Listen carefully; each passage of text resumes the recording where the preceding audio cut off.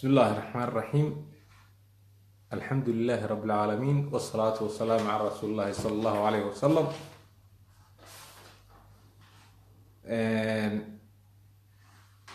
soo dhawaada walaalayaal, soo dhawaada dhammaantiin.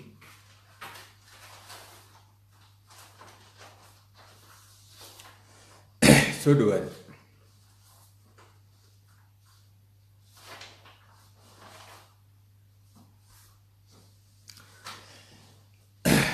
soo dhawaada dhammaantiin.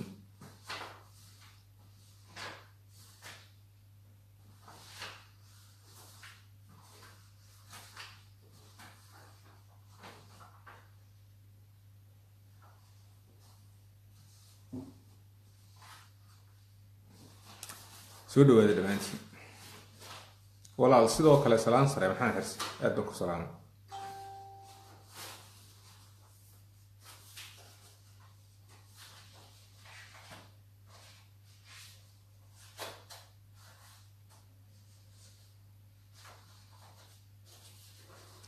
cabdisaaq hooga caafiya abwaan aad baan ku salaamay, aad iyo aad baan ku salaamay.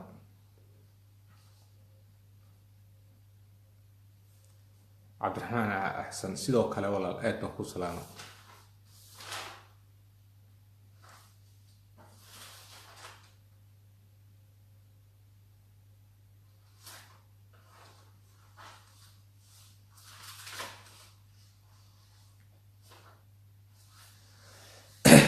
walaal su-aal waad weydiin kartaa, laakiin mawduuca iga dhex gelaysaa ee dib igu dhig su-aashaada.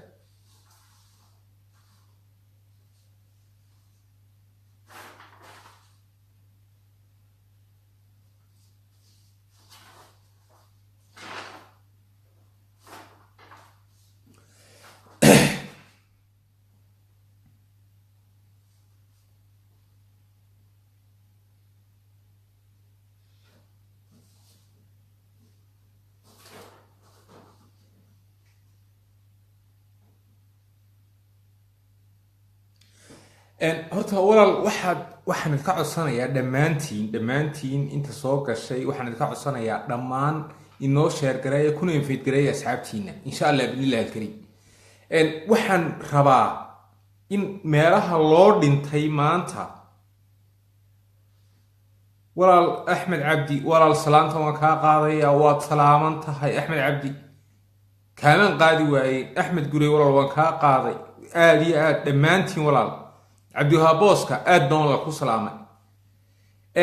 waxaan rabaa inaan dul istaago arrin xasaasiya oo aan u baahnayn in la qariyo, daahan la saaro. horta dhammaantiin barnaamijkan sheergareeya kuna infadgareeya asxaabtiina. arrinta u baahan in la dul istaago waxay tahay walaal axmed cabdi, adaa mudan. waxay tahay ismaaciil cumar geelle ayaa muuse biixi u yeedhay. waynu wada arkaynay inuu muuse biixi jabuuti tegey, laakiin ismaaciil cumar geelle wuxuu soo bixiyey hub qarsoodi aan lahayn, rasaas buu soo bixiyey. okay, ismaaciil danta uu soo bixiyey hubka iyo rasaasta ayaa su-aal layska weydiiyey. dabeedna su-aasha jawaabteedii waxay noqotay ismaaciil wuxuu rasaasta u soo bixiyey shirkad chiniisa oo shidaal ka qodanaysa holhol meel la ydhaa holhol waa laascaanoo dusheeda ayuu kala hadlo. markaasuu yii war xadkaaga muusow soo xidho, hubna hub ma haysta buu yidhi, anaa ku siinaya buui. marnaba inta aan layf ka hadlayay weligay ismaaciil cumar geelle iyo jabuuti kamaan hadlin. laakiin ismaaciil waa walaalkeen, dowladda jabuutiyena walaalaha nahay, hiil walaal. may hiil walaal may noqona, waxay noqdeen hoog walaal.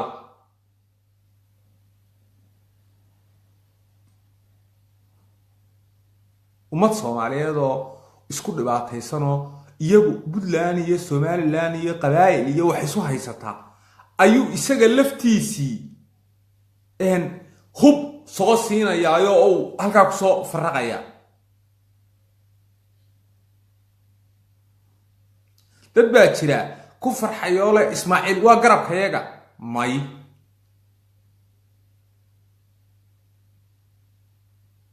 may imika waxa la ii sheegay oo ugu dambeyn in warkii ugu dambeeyay helo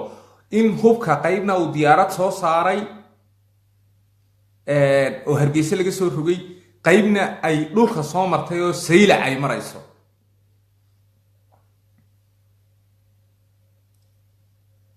wala doogayaan waxba Soomaali hadii hub lagu soo rarayo hadda Soomaali sida isu dishay cid isu dishay ma jirto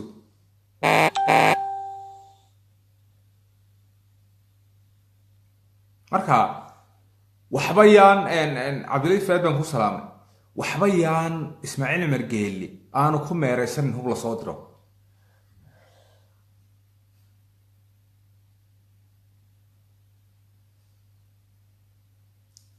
والله Soomaaliye maalin telefoonka kamuu dhigin arinta Soomaaliya dad baa waxay la tag markuu farmaajo marayay meesha la yiraahdo in Garowe Ismaaciil isaga ka dambeeyay weerarka Tukaraq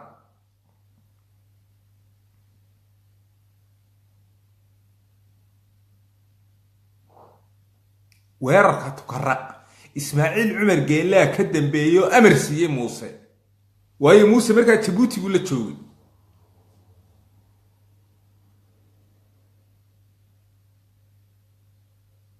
marka yaan meelo kale lagu soo wareegin laakiin Soomaali way ka baxaysaa tan gobolka Awdal waxa ka jirta abaar xun baa ka jirta gobolka Awdal ummadda Soomaaliyeed ee hantida bixisa ee dadka caawisa waxaan halkan uga tilmaamaynaa inay gobolka abaar xumi ka jirto Ilaahay ka cabsada caawiyo walaalihiin meel kasta oo marin kartaan cid kasta oo marin kartaan u mariya kulli anigu idin sheegi maayo meelaha marnaysan waa garanaysaan laakiin gobolka Awdal abaar xumi ka jirta waxayna ku jiraan saddex geesood waa Djibouti iyo Ismaaciil Umar Geela iyo Ethiopia iyo maamulka Hargeysa saddexaas u dhaxeeya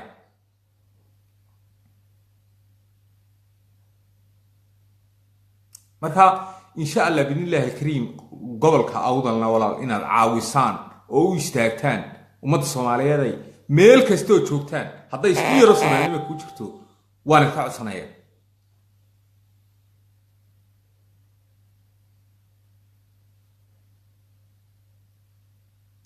maxaa ku soo hadhay waxa ku soo hadhay dagaalkan Tukaraq Ismaaciil Umar Geela aabba iyo hooyo u ah lama qabto beeshiisu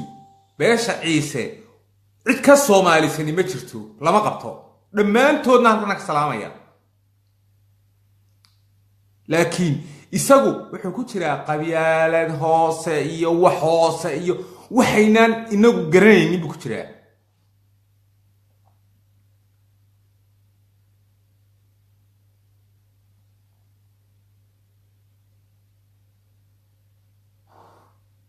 marka way u haboonayd inuu Soomaaliya madaxweyne ka noqdo way u haboonayd inuu Soomaaliya u taliyo way u haboonayd inuu Soomaaliya si qurux badan uga shaqeeyo arrimaheeda laakiin ma ay noqonin Ismaaciil muu yeelin hubka uu soo sii reer buu hub soo sii reer maxay keeni karaan reer marka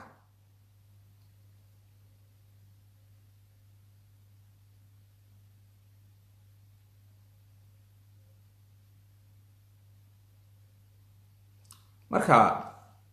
waxaan u gudbaynaa oo la rabo in la dul istaago iyada gobolka Gadow oo habeenkii dhawna ka hadlay gobolka Gadow Soomaalidu way iska hadashaa bad baan la kiibsiday bad la qaatay gobol dhul Soomaaliyeed baa in kala qaadanaya ninka u baaqaya bad baa la iibsaday oo cid ku eedeynayo imika gobol Soomaaliyeed baa la qaadanaya istiraatiijiyada Kenya u degsanaa waa inay gobolkan qaadato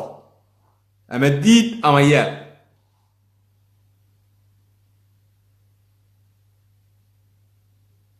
ama diid ama yeel gobolkan gada la yidhaaho in la qaataa waa khasab si kasta waa la isticmaalay oo lagu qaato dhul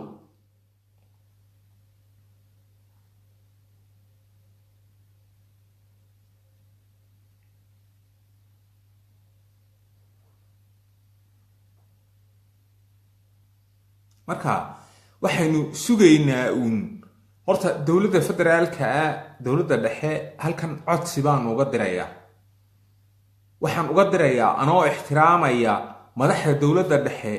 fadlan ka hadla arrinta Kenya xasuuqa ka socda gobolka Gedo iyo qaadashada gobolka Gedo bad baa la iibsaday berri baa la iibsaday maanta si kasta ku timaadee berri baa ayaa la isku haystaa waayo qof kastoo Soomaaliya way u taalaa qof kastoo damiirla way u taalaa arrinta gobolka Gedo ma aha inay aniga oo kaliya taala iyo qof meel ka hadla qof kasta oo social media soo gala bal ha u fiirsado arrinta gobolka Gedo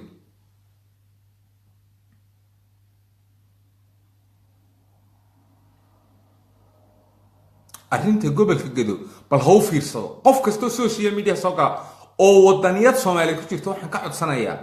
inuu arrinta gobolka Gedo u fiirsado dhulku waa dhul Soomaaliyeed inagu waxaynu ku halgamayn dhul Soomaaliyeed si yar baa loola wareegi karaa si yar ayaa loola wareegi karaa laakiin yeeli mayno mana qaadanayno dowladda federaalka waxaan ka codsanaynaa inay ka hadasho inay Kenya wafdi u dirto inay ka jawaabto codsi weeye annagoo ixtiraamayna ka codsanaynaa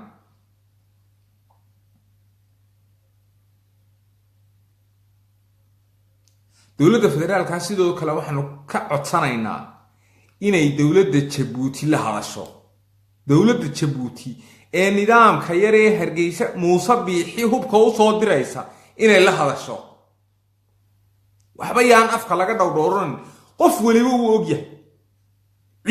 dadkii Lawyacadiye Saylac joogay baa noo soo sheegay hubka iyo noocyadiisa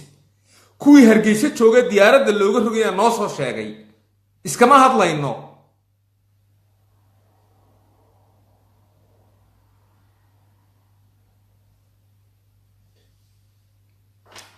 waxba yaan Ismaaciil Margeeli nabarka Soomaali ku yaala ee aananu wali ku caayin ee aananu ku habaarin waa 4.5 Ismaaciil baan noo keenay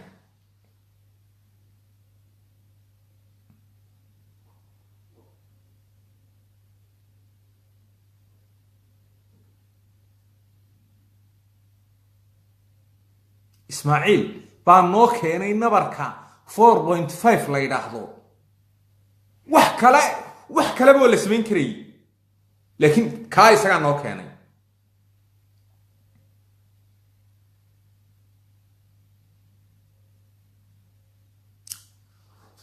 maxaa maanta markaa soo kordhay waxa soo kordhay inay Djibouti bareedho Ismaaciil Margeeli inuu bareedho lama qabto beeshiisu Ismaaciil dan dhaqaale shirkad Chinese ayuu la soo heshiiyey dabeetana ceelasha Soomaaliya waa la wada yaqaanaa ceel hol la yiraahdo ayaa sidaa u burqanaya waa ceel afka jooga Western Geophysical Konoko allahu qalabkii Ismaan Caata wiishashkii baa lagu baari jiray waa ceel la hubo ceelkii buu yiri waar iska xoreeyo oo qoryaha qaato xadkiina soo xidha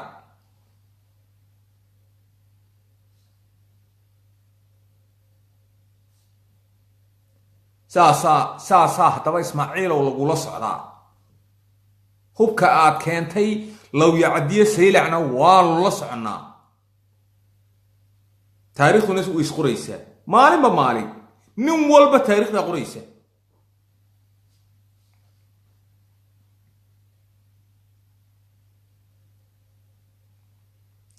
waxaan ka codsanaynaa oo aanu mar labaad iyo mar saddexaadba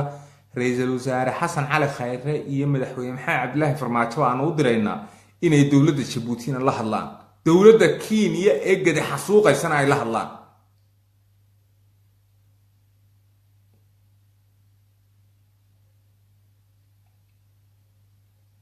intaas waa codsi dowladda dhexe iyadaa ummaddan ka mas-uula bal codsigaa ha nooga jawaabto dowladda dhexe.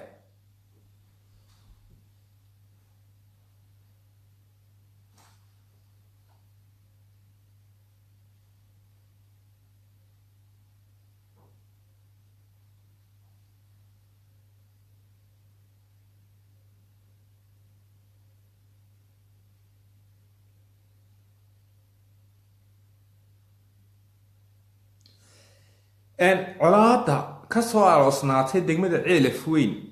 ee laba reer oo habar jecel iyo habar yoonis ka kala tirsanay isku dilayaan waxa aabba iyo hooyo ka aamuusa biixi waanu ka badheerayaa toos buu nooga badheerayaa.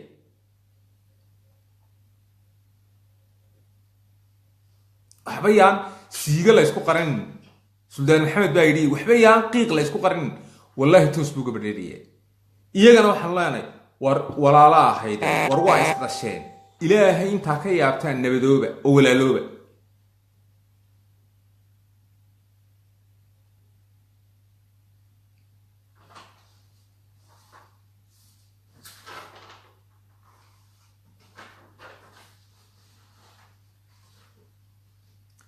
marka waxaan idin sheegayaa horta walaalayaal dhammaan ummadda Soomaaliyeed waxaan rabaa inaan dardaaran halkan uga jeediyo ku saabsan gobolka Awdal abaar khaasa baa haysa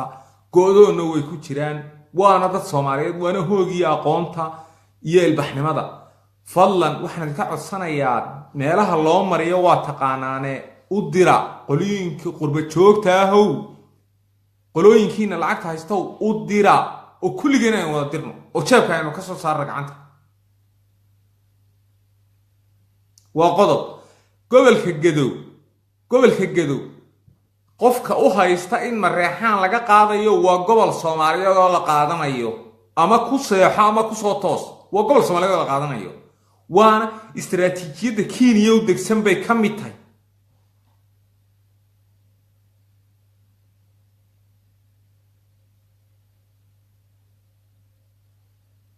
aadan ku salaamay Cabdisaaq Kabeere. istiraatiijiyadda Kenya u degsan bay ka mid tahay qaadashada gobolka Gadow waayo waxay yiraahdeen Soomaaliya badba iskuma qabsan karno haddaan gobolkan qabsano.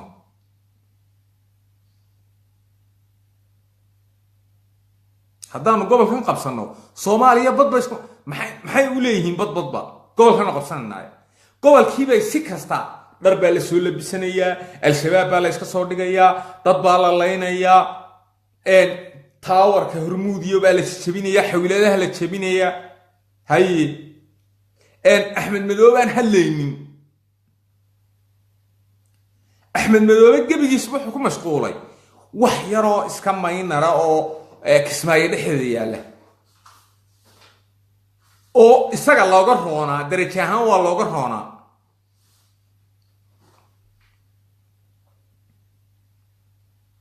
dhul la qaada iyo Allahumma salli ala jagooyin ma jeerteen iyo mareexaan iyo laga qaada iyo wax noocaas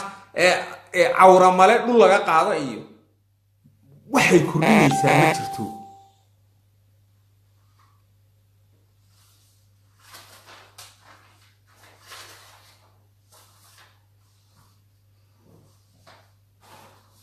marka waxa muhiima oo aynu yoolka saaraynaa gobol Soomaaliyeed qof kastoo Soomaaliyow oo hadalkayga dhageystow bal sii gudbi yoomin alayaamna way ogaan doontaan maalin maalmaha kamid ah ogaan doontaan. dhulkan rag baa dhiigu horay islaanta balad xaawo waa islaan Soomaaliyeed Ingiriisku wuxuu oran jiray durub ma durkay oran jirtay.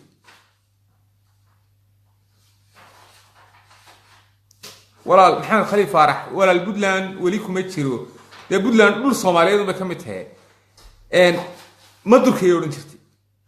dhulkan Soomaaliyeed dad baa maskaxdooda iyo muruqooda iyo maalkooda u horay. marka ma qaadanaynaa gobol Soomaaliyeed baa si yar lagu qaadan karaa maanta qof baa la yaabaya ninkan muxuu la qaylinayaa waxaan la qaylinayaa gobol Soomaaliyeed baa la qaadanayaa bad baynu ka hadlaynay beriga la isugu yimid beriga ma aha dad baa la ceel waq lagu laayay ma aha qaadasho gobolka Gedo ayaa timi oo istaraatiijiyad Kenya oo waliba ay Ethiopia la ogtay walaal Leila Cabdi macquul ma noqon karto way noqon kartaa indhahaago shana noqon kartaa qofku halka isu koodhanaya macquul ma noqon karto maxaa qabataa wax aynu run isu sheegna Soomaaliyeed gobolkan waa la qaadanayaa Kenya xogteeda ugu dambeysay waa qaadasho gobolkan dabeetana Axmed Madoobena wuxuu siistay Kismaayo hayso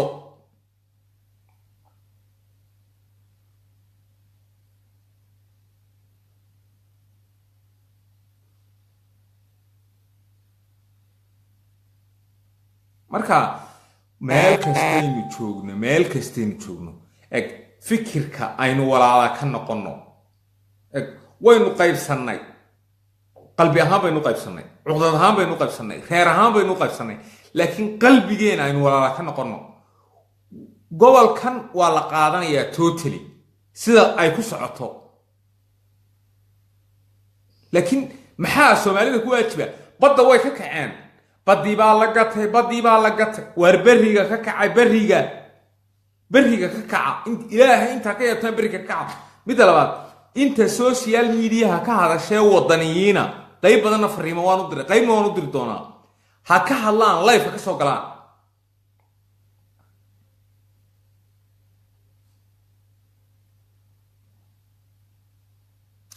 live ha ka soo galaan dhamaantood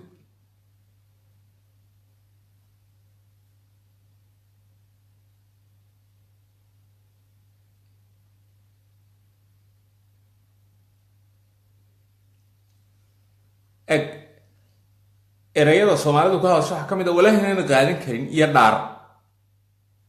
adigoo nool baa sida tartiib loo qaadanaya walaahinayna iman karin xamar yaa kugu taliya xalna yaa ka taliya Soomaaliga kunta aynu isu sheegno war wadankani badbaadu u baahan yahay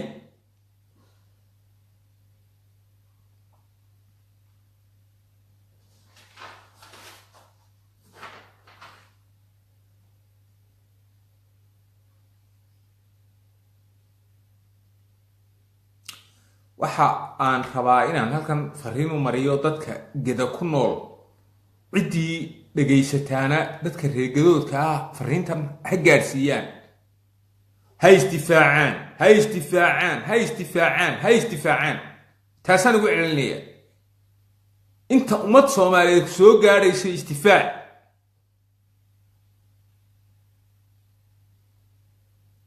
inta ummad Soomaaliyeed soo gaadhayso oo hiil Soomaaliyeed helayso istifaac hadaad Gedo ku nooshay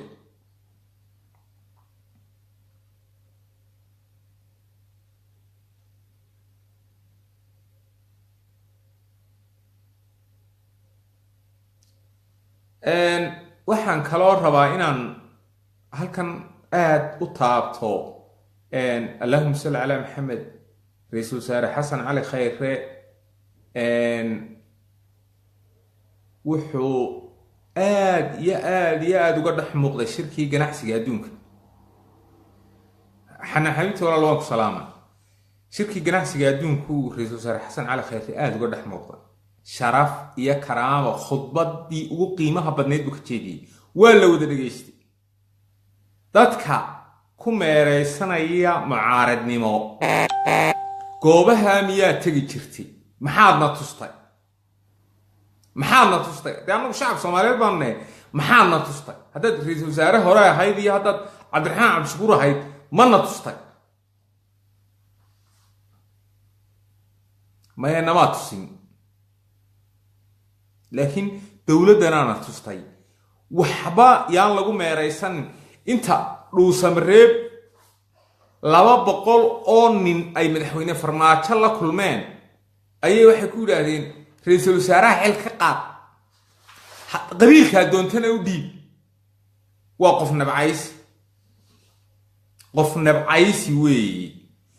dalkana kama shaqeeyo qof nabcaysi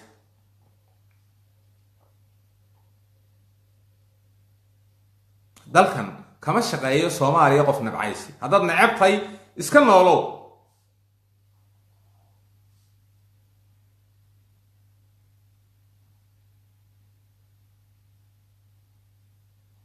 marka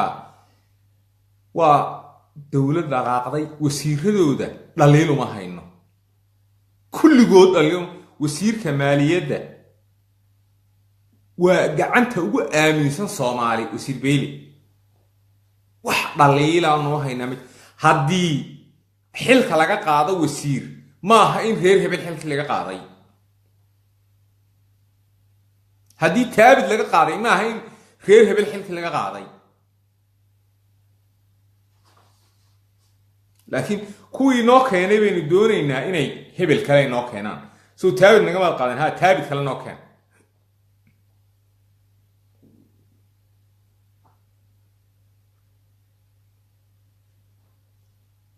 habay saasaa loogu wareegayaa wax maalaayacniga social mediaha ta kale erey baa la weydiiyey markastana la weydiiyaa ereyga qadaad weyn سيد محمد عبد الله حسن رحمه الله الله حفظه أي يم يقدادوين وحو كلا بحي ان هندي سينغا هيدا انجليز كو كاني وقوي iyo nimanka lagu raado sawaaxiliga marka sawaaxiligana yam u bixi qadaadweyna hindidu bixi marka qadaadweyn ba qof Soomaaliyeed lagu sheegi karaa qadaadweyn war sayidka magaca lahaa qof yow wax allaale waxa doonto ka sheekee inan yaroo aan qaangaar ahayno laga yaabo in uu diinta islaamku haysto aanu ku fiicnayn oo ay tamaya ayaa qadaadweyn wallahi in laga nijaasada kaayada inuu iska meedho lagama yaabo kaasa wuxuu ku leeyahay qadaadweyn yaa la yiraahdaa qadaadweyn ma ummad Soomaaliyeed ba qadaadweyn la yiraahdaa war yam iyo qadaadweyn waxa loo kala bixiyay hindida iyo sawaaxiliga isaga hadlaya laftiisa ayaa qadaadweyn bal muraayad xagga damaha iska soo saaro markaasuu qabiil aanu dhaafayn markaasaanu reer dhaafayn markaasaanu waxba dhaafayn markaasaanu xigmadna ku hadlay xigmad hadduu ku hadlayo dee okay anugu maba haysto laakiin xigmadna ku hadli maayo waxba ku hadli maayo waxa weeye ariyaahe kuwa hawiyaha maalin dhow waanu buufinaynaa kuwa daaroodka la yidhahdana waanu buufinay erayada noocaas xalay ka shaqeeyaan inan baa weydiisoo ku tidhi war maxaad isku dhiibtay jarmal markaasuu yidhi maabaal baan ugu hayaa Soomaali baan isku dhiibay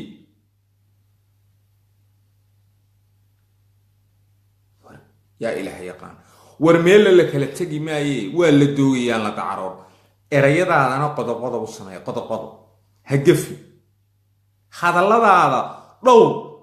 ummad Soomaaliyeed waa lagu duubayaa maalin maalmaha kamid ah taariikhda sooyaalka lagu soo dhigayaa maaha iska hadal waxaanu halkan ka hadlayno way duuban yihiin kulligood dad Soomaaliyeed baa haya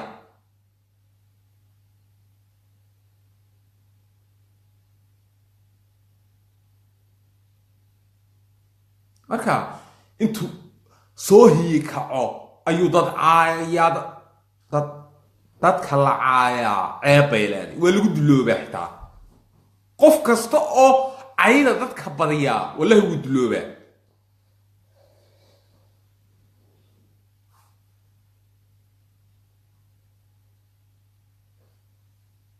marka waxaan sheegayaa ummadda Soomaaliyeed Ismaaciil Cumar Geelle wuu ceeb buu sameeyay weligay kamaan hadlin Jabuuti iyo Ismaaciil Cumar Geelle hubku soo diray baa saylac yaala hubku soo diray ayaa saylac yaala qayb kale hubkana diyaarad buu kaga soo rogay Hargeysa hubkaana wuxuu soo diray dagaalka Tukaraq ama ha ogaadaan ama yaani ogaanin dadka deegaanka ku nooli laakiin Ismaaciil waa ninka ka bareeray kambani shiinaysuuna dilaal ka qaatay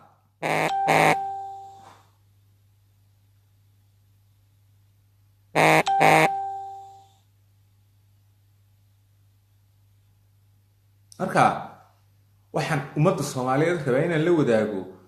xaggana laynaga soo gal xaggana laynaga soo gal ilaahayna waynu leenahay rabbi azza wa jalla inuu leenahay waxba ummad sheekh reer Jabuutiya Allah xafidee wuxuu ka sheekeynayay buug la qoran in Mareykan ay qoray dabeedna wuxuu ka sheekeeyay in ay geeska Afrika iyo Carabtaba Soomaaliya u talin doonto sidee ugu talinaysaa waa dad u dul qaadan kara wax walba waa dad ku noolaan kara dhulka ugu kulul oo Soomaaliya dhulka ugu qabow oo Minnesota ku noolaaday waa dad haday nin meel yimaado South Africa soo qaatay nin baa dukaan furanaya markaba haduu dukaanka macaash ka yara helo in adeerkii iyo walaalkii buu yeedhaya wadad isoo dhaweysto istijiita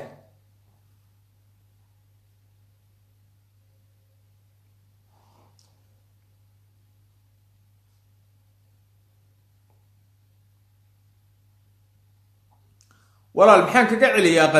qadaadweyn sayid maxaa Cabdulla Xasan ereygu wuxuu ahaa kan yar iyo wuxuu waxay soo qaadanayaan waa ka dabgaraabaysi ninba Hargeysa joogay oo wuxuu oran jiray markuu arko qof aan waxba lahayn laakiin qof wax yiri ka daba yiraahdo uu ka daba garaabaysanay ereygan qadaadweyn wuu ka daba garaabaysanayaa sayid maxamed baalaha sayid maxamedna wuxuu u sheegay qadaadweyn hindida maaha in Soomaali lagu yiri yamyam iyo qadaadweyn bay iga dhamaan weey yamyamna Sawaaxiligu yiri intaasaan ugu culinayaa af Soomaalina waan uga weynay da'na waan uga weynay halka intuu ila soo fariistana waxba ima sheegi karo waanu qiiroonaya saantu ka caysku dhufto bakeeri yaro shaahana soo qaato iskumana kalsoona markaba aygu bilaabaya markaba ay qofka inuu gardaroonayo wax ku aragtaa waa inaan yaro da'yar aydu way ka soo horeysaa jarmalkan ila jooga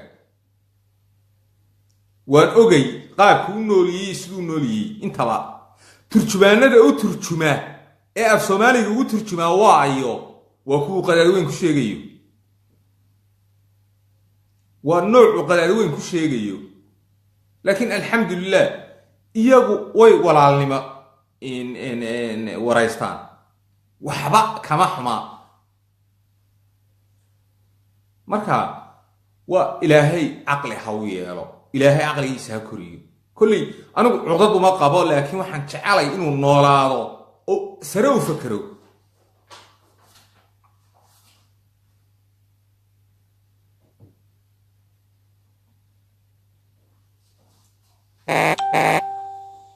marka waxaan rabaa inaan iyadana dul istaago maxaa Ismaaciil Cumar Geele kalifaya inuu hub soo diro maxaa kalifaya inuu waxan sameeyo qodobka ugu horeeya waxa weeye Soomaalidu wuxuu aaminsan yahay qabyaalad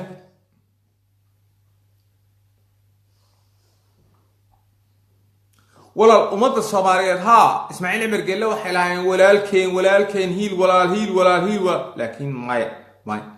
inta qodob ku sameeyay Ismaaciil Cumar Geele cid kale kuma samayn wallahi qofka ila fahmaya Itoobiya kuma samayn Itoobiyada xabashida aan waxba inoo reeban kuma samayn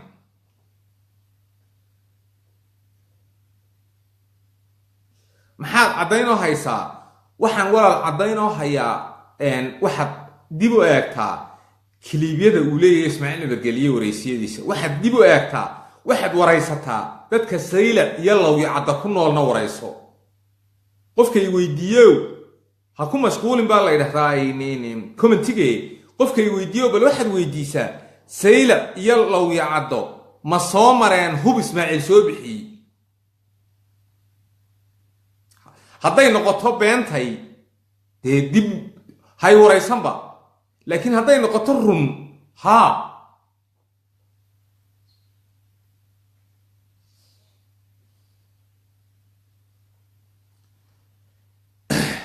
marka waxaan rabaa inaan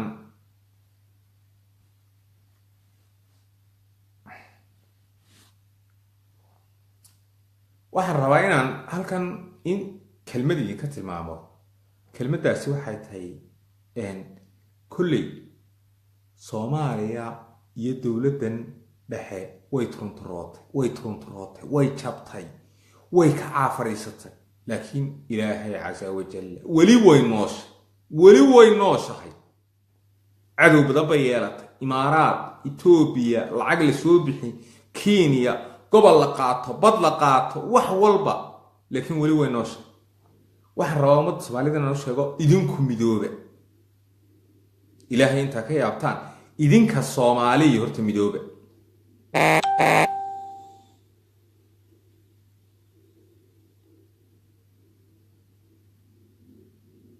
idinka Soomaaliyeed midooba waxa ku midowdaan kaliya bal Soomaalnimo ku midooba xitaa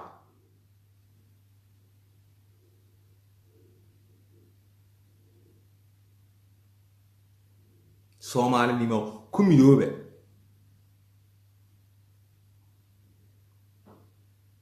maanta markii la sheegay baabuurtu imika aan idin la hadlayo saylac bay taallaa qaybina Hargeysa diyaarad laga soo rogay Muuse iyo company Chinese iyo Ismaaciil Cumar Geeliya ceel hol la yiraahdo intaas loo socdaa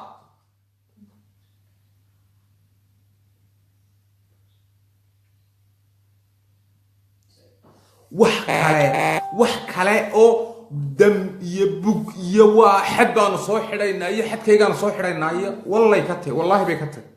ummadda Soomaaliyeed waxaan u cadaynayaa war xad la xidhayaa ma jirtee hol ayaa la doonayaa in shidaa laga qodo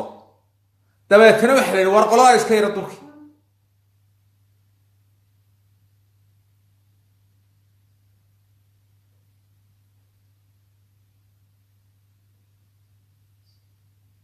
marka dhamaantiin walaalwaan iyo salaamaya waxaad aan ka codsanayaa ummadda Soomaaliyeed meelaha gargaarka lagu bixiyo way taqaanaa ha ku bixiso gobolka Awdal fadlan gobolka Awdal aan loo gurmado wuxuu ku jiraa go'doon gobolka Gadow ummadda Soomaaliyeed buu u yaala haddii gada la qaato waradna Baydhabo waa lagu qaadanayaa Bakoolayna waa lagu qaadanayaa Xamarayna waa lagu qaadanayaa gobolka Gadow uma yaala qabiil badii baa la gadanayaa wargob dhulkii baa la gadanayaa maanta taasaan ummadda Soomaaliyeed u sheegaya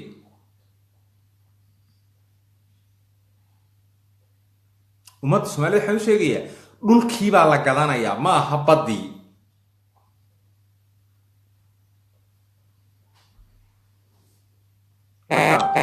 insha Allah bidnillaahi alkariim in quluubteenu midowdo oo aynu ka wada shaqayno si yar aynu isu fahanno ma aha qofku hadduu wax jeclaysto reerkaagu inay fiicnaadaan gobolkaagu inuu fiicnaado degmadaadu inay fiicnaato ha ku fiicnaato laakiin haddii ta kale la soo cuno waa lagu imanayaa taa ku xisaabta